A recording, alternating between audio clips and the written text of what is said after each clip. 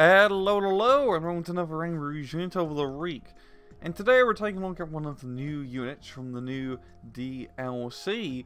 It's funny you think new, better, improved vehicles, but just like in the previous DLC where we got FT-17s, now we got Panzer 1Bs available to the Grob Deutschland division.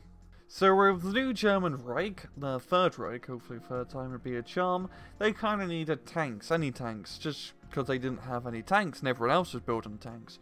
And so they built the Panzer I in 1934. It was a bare minimum of what a tank could be, just had 2 machine guns and 13mm of armour, which is just enough to protect it from small arms fire. It was pretty outclassed by what everyone else was producing around the same time, but it wasn't really meant to be a frontline combat tank. It was a training tank to teach the new German Wehrmacht just how to use tanks in the very basic essence of how a tank is used. It didn't need anything too fancy, because also the German industry was just starting to kick up now. It didn't need to make a super crazy, overcomplicated piece of kit. But nonetheless, they'd built quite a lot of these Panzer I vehicles from 1934 all the way, I believe, into the early 40s. The B model was produced from 36 to 37. It'd make over 500 of these things, I believe, and it's just a very basic model of the Panzer I. It'd be used in the Spanish Civil War, where it'd be outclassed by Soviet-built T-26s, but the Panzer I would see extensive use during the initial German invasions of Europe from France, Poland, and even the Soviet Union.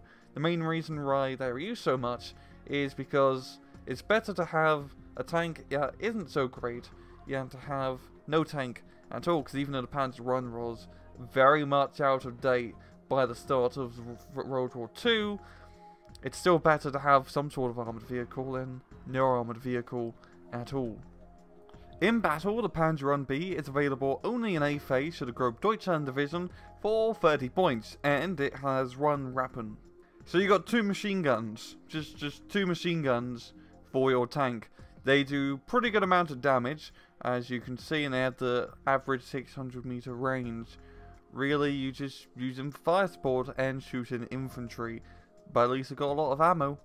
If you take a look at the miscellaneous stats, you got 2 armor all around with an enclosed top, bad stealth, a speed of 23 km off-road and 60 km on the road, and very low optics capability.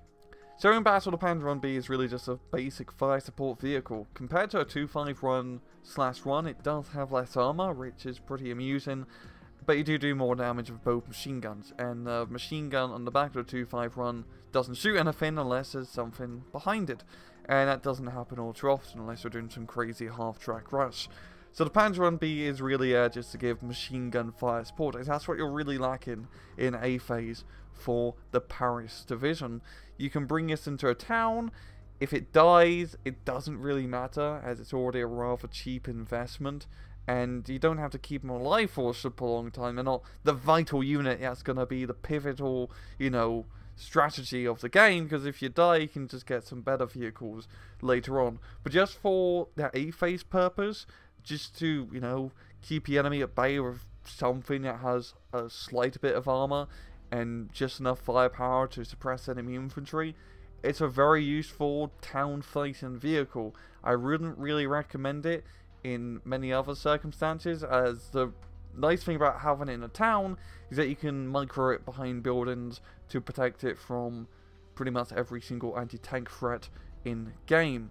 And it's funny how we went from, the baseline divisions with Panthers and Tigers and Panzer IVs, now to, in the first DLC where we got some Panzer II Luxes and some Panzer I recon vehicles with a 13mm cannon. And now we're really scraping the bottom of the barrel here with a 1935 designed tank that only has 2 machine guns, just 2 machine guns. But nonetheless, it's a cheap investment, it's rough, I highly recommend it. And that's going to be the end of that. This has been another Rang Rouge unit on the week. I hope you guys enjoyed the video, and as usual, please just take it easy.